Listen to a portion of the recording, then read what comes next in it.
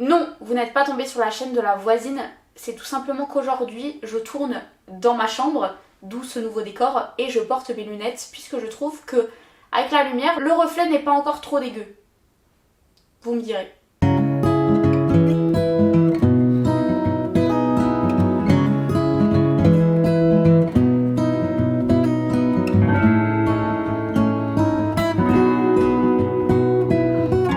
Bonjour à toutes et à tous et bienvenue dans cette nouvelle vidéo. Aujourd'hui je ne vais non pas vous présenter l'intégralité de ma pile à lire de l'automne, mais quelques ouvrages qui vont me passer dans la main et que je vais trouver pertinent de vous présenter, sur lesquels j'ai un peu des choses à dire parce que j'avoue qu'il y en a certains, je les ai juste récupérés dans la boîte à livres du quartier ou alors dans des vides-greniers, donc j'ai pas forcément une idée très précise de ce que ça va être. Je vais essayer de varier entre les genres littéraires, vous présenter des romans de différents styles, des nouvelles.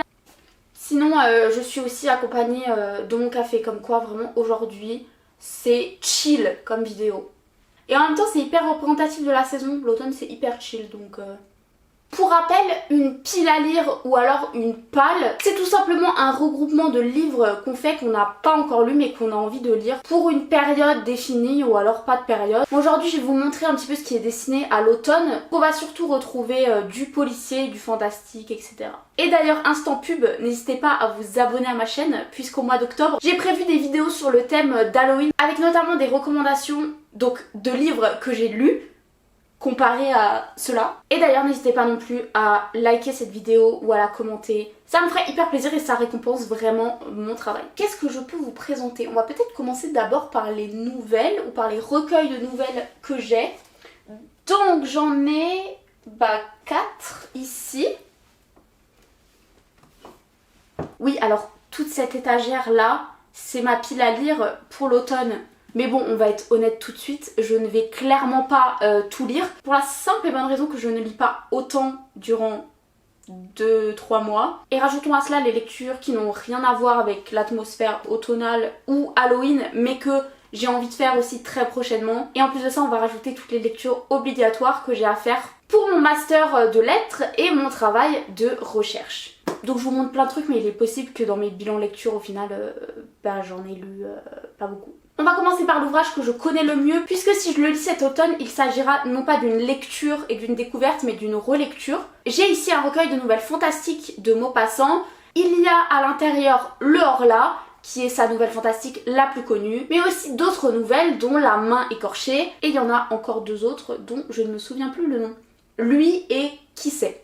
C'est un recueil de nouvelles qui est assez court, et que j'ai déjà lu à de nombreuses reprises, mais je sais que c'est une période où j'aime bien relire des nouvelles de Maupassant. Pour info, Maupassant c'est un de mes auteurs français préférés, ce qui explique que j'aime beaucoup relire ses œuvres. Je pense que tout le monde connaît Maupassant, et ce qui est intéressant avec lui, c'est qu'il a un petit peu 2 facettes.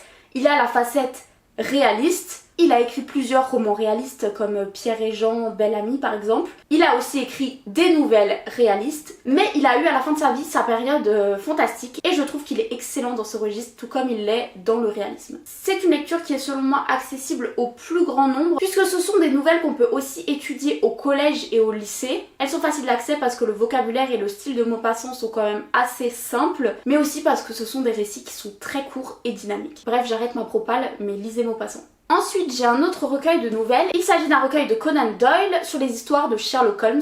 Là, pareil, je pense que tout le monde connaît Sherlock Holmes. C'est le personnage incontournable du genre policier. On a 6 nouvelles assez courtes, dont Un scandale en Bohème et L'escarboucle bleu, qui je pense sont les plus connus. Ça fait très longtemps que j'ai ce livre dans ma pile à lire. C'est un ami qui me l'avait offert pour mon anniversaire, mais il y a 3 ou 4 ans.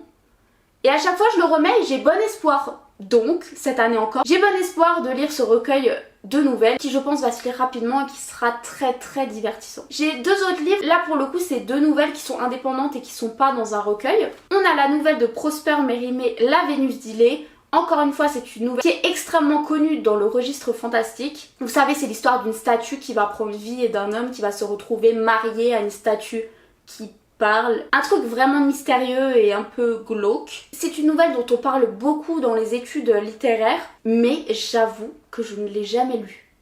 Donc j'espère y remédier prochainement et j'ai encore une fois bon espoir puisqu'elle est très courte. Vous allez voir sur toute ma pile à lire, je vais dire que j'ai bon espoir. Mais comme j'ai dit, on se retrouve au bilan lecture pour voir un petit peu comment j'ai assumé la grandeur de ma pile à lire. Et pour finir, j'ai une deuxième nouvelle de Prosper Mérimée. Là, il s'agit de Carmen, donc clairement, ces deux nouvelles-là, on les voit pas correctement, évidemment. Ça m'apprendra à faire des vidéos dans des cadres complètement indécents. C'est les deux nouvelles dont on parle le plus, et j'avoue que pour Carmen, j'ai complètement oublié de quoi ça parlait. Donc je vais littéralement lire la 4e de couverture. Bon, je sais pas trop pourquoi je l'ai mis dans la palle pour l'automne, mais il y a une histoire de meurtre. Donc je me dis que ça peut aller dans l'ambiance Halloween. Il me semble que c'est tout pour les nouvelles. À moins que... Il me semblait bien que je l'avais mis quelque part. Donc là, on a un recueil de nouvelles. Il est un peu plus gros que les autres. Là, on a deux nouvelles qui font à peu près une centaine, 150 pages. Les deux nouvelles qui sont Les Mille et un fantômes et La femme au collier de velours. J'ai étudié ces deux nouvelles en licence, mais je les ai plus survolées que lues. Donc du coup, j'ai tout le contexte historique et toute l'analyse et l'appareil critique pour ces deux nouvelles. Il suffirait maintenant de les lire avec attention et potentiellement avec un minimum de plaisir. On va parler ici de vampires, de fantômes, mais aussi de la Révolution française et du bain de sang que ça a pu être. En tout cas, le 19e siècle et surtout le début, c'est vraiment marqué par une esthétique assez particulière, du morbide, du glauque, esthétique qui est complètement retranscrite dans ces deux nouvelles d'Alexandre Dumas. Vous avez vu comme j'en parle bien de ce livre alors que je l'ai pas lu. Les études de lettres, c'est quand même incroyable. J'en profite pour boire un petit coup de café. Et en même temps, j'ai réfléchi à ce que j'allais vous montrer parce que cette vidéo n'est pas préparée en fait. Je pense que je vais vous montrer un essai dont tout le monde a entendu parler. Vraiment, cette vidéo, c'est la vidéo des évidences. Hein, tous les plus gros classiques du fantastique, vous allez y avoir droit. Et en parlant de classique, vais-je avoir l'affront de vous présenter le plus gros classique de la littérature fantastique qui est nul autre que Dracula de Bram Stoker. Voilà, il est dans ma palle. Je l'ai toujours pas lu. Celui qui a inspiré tout un tas d'auteurs à écrire des histoires sur les vampires. Vous savez que c'est grâce à ce livre qu'on a pu avoir Twilight et Vampire Diaries.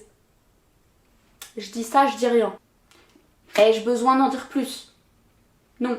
Faudrait maintenant que je le lise. Bref, en plus c'est même pas du tout ça que je voulais vous montrer, c'est juste en parlant de trucs hyper clichés. Dracula.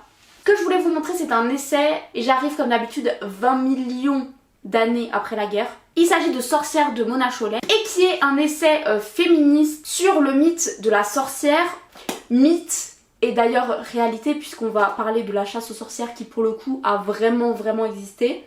Et franchement, tout le monde en a parlé de ce livre. Tout le monde l'a lu, je ne l'ai pas lu. Et je me dis que la période d'Halloween est probablement le meilleur moment pour lire cet essai qui va mélanger histoire, sociologie et politique. Ensuite, je pense qu'on va passer au roman. J'ai évidemment dans ma pile à lire de l'automne un roman du grand, de celui qu'on ne présente plus non plus, maître de l'horreur Stephen King. Mais je suis un peu originale, je ne vais pas vous présenter ça, Misery, La ligne verte, ou alors Cimetière. Cimetière, je vais vous en reparler dans une autre vidéo, mais c'est littéralement le roman de Stephen King qui m'a traumatisée. Vraiment, je n'en dormais plus la nuit. C'est un délire. Le livre que j'ai s'appelle La part des ténèbres et c'est un roman plutôt mineur dans l'œuvre de Stephen King. On n'en entend pas beaucoup parler. On reste sur un roman d'horreur puisqu'on va suivre l'histoire d'un écrivain justement de romans d'horreur qui va se retrouver nez à nez face à un personnage de son roman. Et ce personnage-là, c'est pas forcément le plus sympa du lot. La frontière entre la réalité et la fiction va devenir extrêmement poreuse et les meurtres que cet auteur a écrits dans son roman vont finir par arriver vraiment dans sa ville.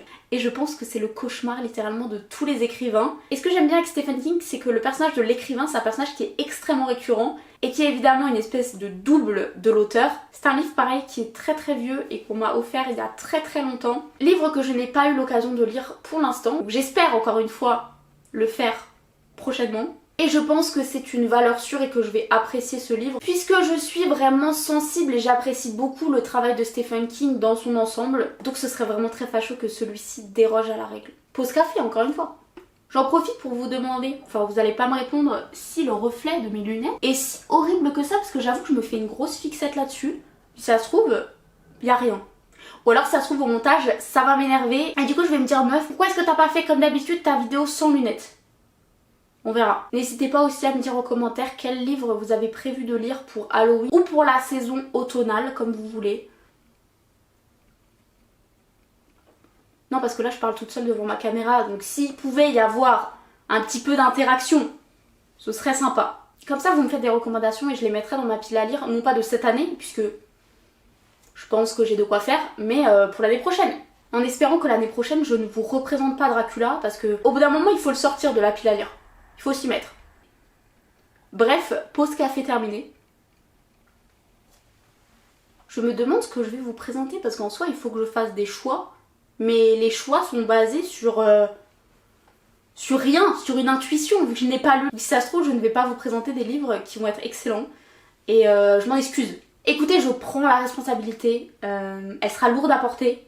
Ah, j'ai 2 livres qui vont faire écho du coup à ma vidéo de la semaine dernière sur la rentrée littéraire, puisqu'il s'agit de livres de 2 auteurs qui sont à la rentrée littéraire. Bon alors c'est pas leur dernière sortie, mais on a ici le premier roman de Joël Dicker, La vérité sur l'affaire Harry Kéber, que je n'ai toujours pas lu non plus. Je vous l'ai dit, franchement le sous-titre de ma chaîne ça devrait être littérature. Entre parenthèses, elle lit des trucs qui étaient à la mode il y a 10 ans. Je vais penser sérieusement à changer. Là on est sur un roman policier, une enquête sur une disparition comme l'indique le titre. Et écoutez, je ne peux pas vraiment vous en dire plus. Et d'ailleurs je pense que vous pouvez m'en dire plus, vu qu'à peu près la terre entière a lu ce livre. Et de l'autre côté on a un roman de Melissa d'Acosta qui s'appelle La doublure. J'ai beaucoup aimé son premier roman Tout le bleu du ciel, mais apparemment la doublure ça n'a rien à voir, puisque là on est sur une atmosphère beaucoup plus sombre, puisqu'on va suivre, d'après ce que j'ai compris, l'histoire d'une jeune femme qui va se retrouver un petit peu piégée dans un triangle amoureux avec un couple marié beaucoup plus vieux qu'elle. On n'est pas du tout sur un roman policier ou un roman horrifique. Ce qui m'a fait mettre ce roman dans la pile à lire, c'est cette atmosphère, je pense, un petit peu sombre. Ce jeu de domination entre les personnages, ça a l'air d'être une lecture un petit peu deep. Et je pense qu'elle va bien avec l'ambiance d'Halloween. Qu'est-ce que j'ai d'autre? J'ai aussi pris un petit peu de littérature jeunesse, donc elle est ici. J'ai notamment 3 livres. Le premier, je pense que vous connaissez puisqu'il a été adapté. Il s'agit des désastreuses aventures des orphelins Baudelaire. On est sur une histoire d'orphelinat, d'enfants avec des pouvoirs magiques apparemment. Une ambiance un petit peu étrange et effrayante. Ensuite, j'ai le livre noir des secrets. On va suivre l'histoire d'un orphelin à qui apparemment il va arriver des choses très étranges. Et en troisième, j'ai le premier tome de l'école des dragons. Comme son nom l'indique, on va suivre l'histoire d'une petite fille qui va intégrer une école pour dompter les dragons. Et apparemment elle va se lier d'amitié avec l'un d'entre eux. Mais les autres dragons et surtout les adultes qui gravitent autour de l'école sont apparemment très mal intentionnés. 3 lectures jeunesse donc que j'ai achetées en vide-grenier, on va voir ce que ça donne. Ça me permet d'alterner, de pas enchaîner livre horrible sur livre horrible. Parce que bon, un Stephen King c'est bien mais après il faut souffler. Donc...